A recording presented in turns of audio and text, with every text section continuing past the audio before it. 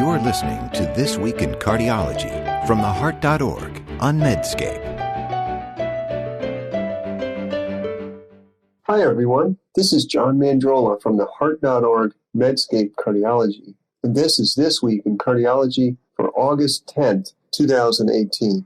This week, I'm talking about AF screening, the risk of atrial flutter relative to AFib, heart failure care, LDL lowering, and evidence. Now, the first topic is on AF screening. What separates doctors from palm readers is the use of evidence. The USPSTF, United States Preventive Services Task Force, is a group of independent experts in medical science and prevention who have no financial conflicts. They have no skin in the game. Their quote-unquote job, which I put in quotes because it's a voluntary panel, is to summarize the evidence of preventive practices. Well, this week, after an extensive review of the evidence surrounding screening for AFib in older patients, the task force recommended that the current evidence is insufficient to assess the balance of benefits and harms of screening for AFib with an ECG. Sue Hughes has a nice news story on this, and JAMA Internal Medicine invited me to write an editorial on this recommendation. And my co-authors were Andrew Foy and Jerry Naccarelli from Penn State University. We concur with the USPSTF recommendation and expand on 5 issues surrounding the potential snags of AF screening. The first problem with mass screening for AFib is its low efficacy. Now, we use data from the Stroke Stop study, which is a best-case scenario screening of 75 to 76-year-olds in 2 Swedish regions, and we calculated the number needed to screen to prevent 1 stroke was around 10,000.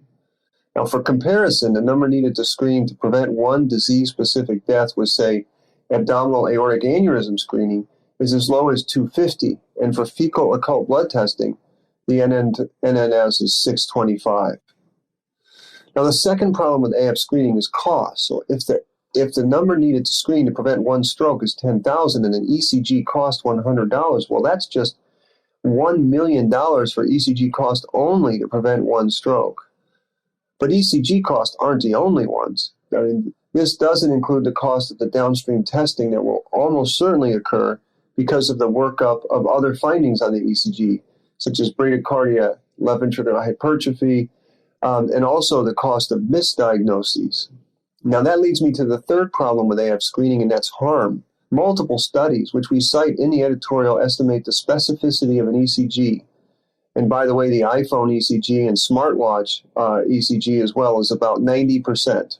Now in the paper, in our editorial, we offered a sample calculation of the number of misdiagnoses this would lead to. And we gifted the ECG reads an even higher specificity of 95%. And using this 95% specificity and an AF prevalence in the community of 2%, if you screen the population of 1 million people, 49,000 people will be wrongly given the diagnosis of AFib. And many of these wrongly diagnosed people will be put on anticoagulants. I mean, I saw a patient like that this week. And many will be exposed to the risks of unneeded cardiac workups and, of course, the anxiety of having a cardiac disorder. That's a lot of potential harm. Now, the fourth issue with AF screening stems from Wilson and Younger's second criterion for screening, which calls for a solid understanding of the natural history of the condition. And AFib is nowhere near as well understood as, say, searching for an abdominal aortic aneurysm and then operating when it gets to a certain size.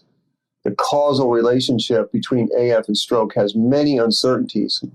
For instance, the temporal relationship, i.e. many strokes in patients with AFib occur without any AFib episodes around the time of the stroke.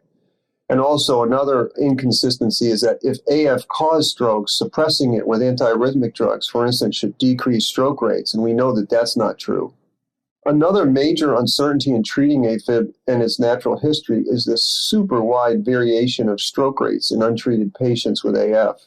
In one of the most important AFib papers in recent times, which I'll link underneath the podcast, is Quinn et al.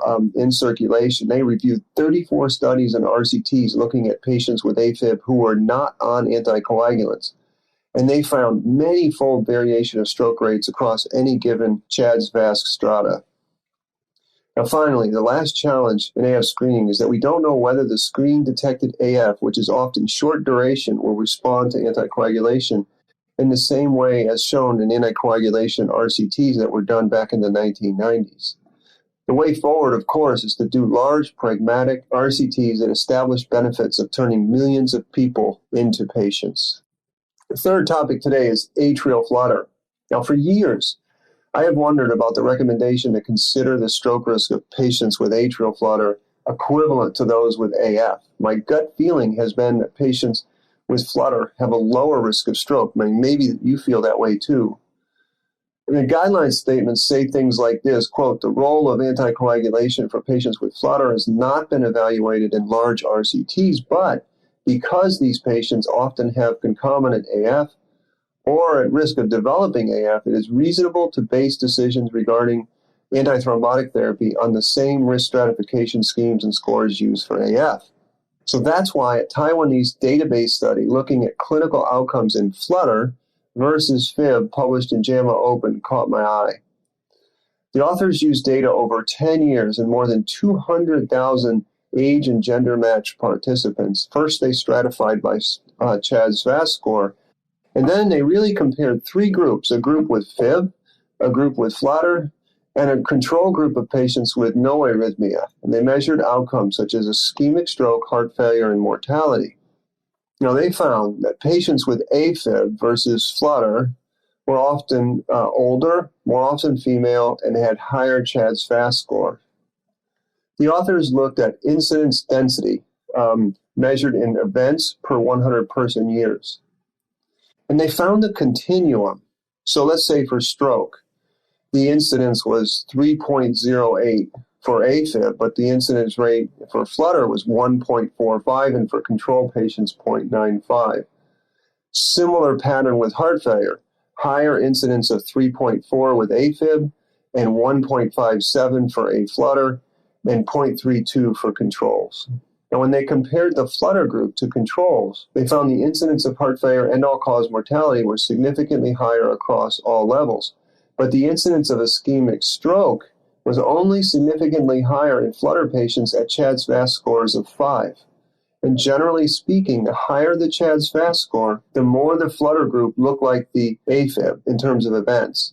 At lower CHADS VAS scores, the flutter group resembled the control arms, and the control arms were patients without arrhythmia. When you look at figure 2 of the paper, the curves of the cumulative incidence of events over time look quite similar between flutter and controls or people without the arrhythmia.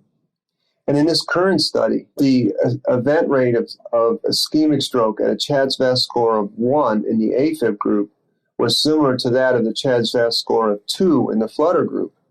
And the incidence density of the ischemic stroke at CHADS VAS score of 2 in the AFib group was similar to that of a CHADS VAS score of 4 in the A flutter cohort. In their conclusion, the authors call for a reevaluation of the recommendation to consider patients with flutter similar to AF. It looked in this database study like they were lower risk. But the authors rightly note important limitations for their study. They commented about the accuracy of AFib or A flutter is not known from an insurance database, and that selection bias could have played a role, and that this study includes only patients from Taiwan, so these findings may not extrapolate to non-Asian populations, and most importantly, that these were non-randomized retrospective reviews, and this makes the problem of confounding an important issue. Finally, I think we need more data on the risk of flutter. The problem, of course, is that many, but not all, patients have both rhythms, AFib and A flutter. Feel free to comment on this if you have any thoughts on this scenario. Perhaps this atrial flutter or AFib a risk area will have to remain one of cardiology's gray areas for years to come. Next topic is heart failure care.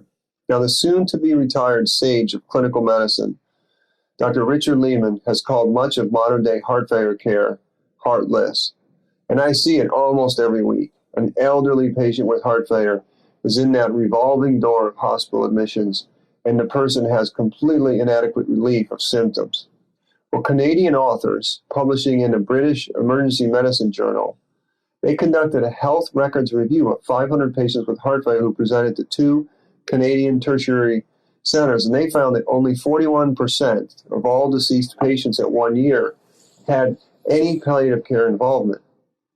And those lucky enough to get palliative care mostly had it for an average 2 weeks. But Dr. Will Boggs, the journalist author of the news story, included a beautiful quote from a Swedish author, Dr. Jersma, who said, every patient with heart failure has the right to palliative care approach, and a palliative care approach is actually suitable for most patients with heart failure. And I think he is right. This study from emergency medicine authors suggests palliative care consultation could conceivably initiate from the emergency department, which is a novel idea because, at least in my experience, cardiology controls palliative care referrals, and too often we refer late in the course of heart failure. Dr. Jersma calls for 3 changes to come.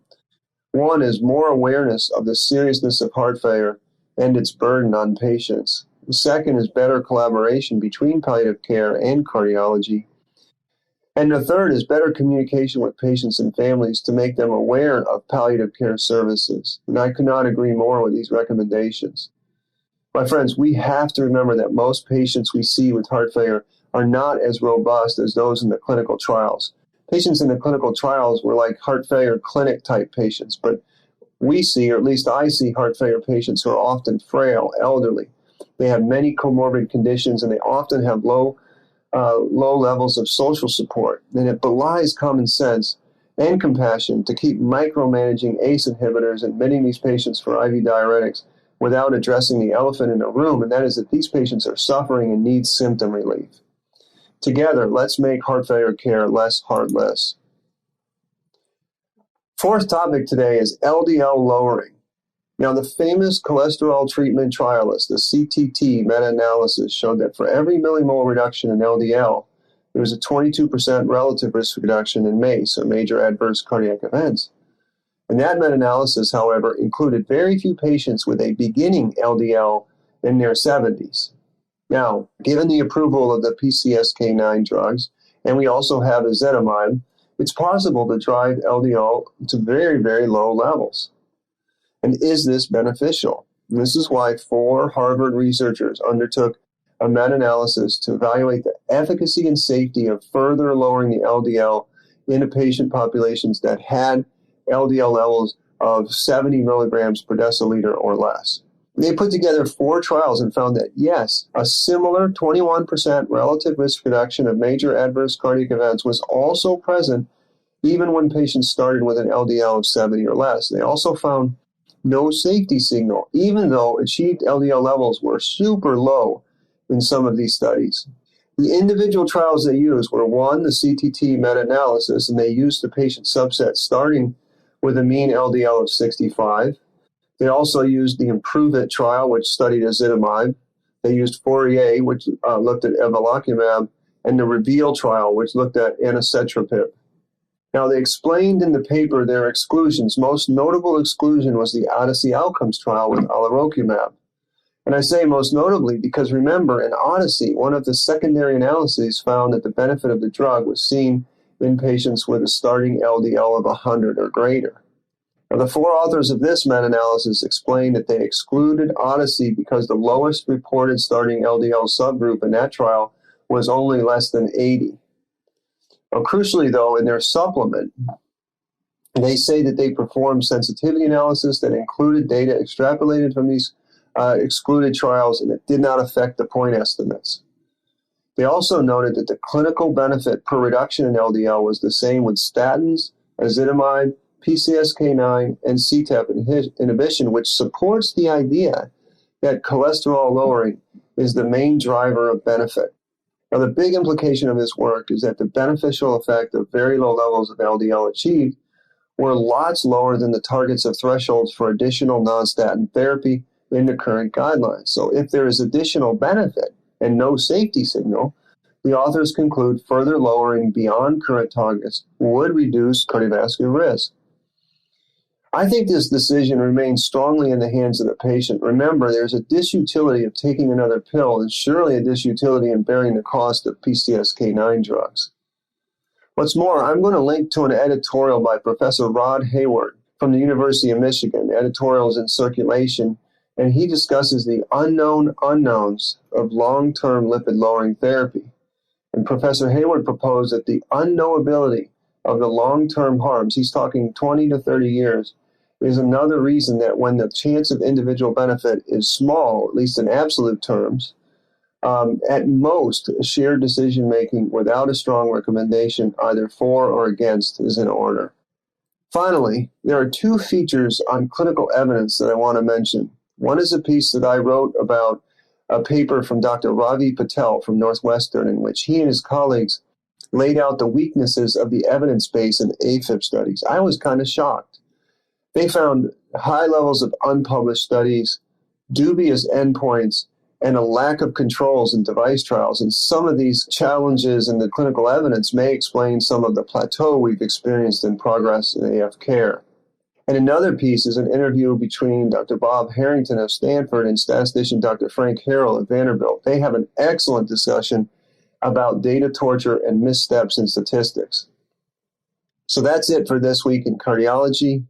I'm grateful that you listened. Thank you. This is John Mandrola from the Heart.org Medscape Cardiology. You're listening to This Week in Cardiology from the Heart.org on Medscape.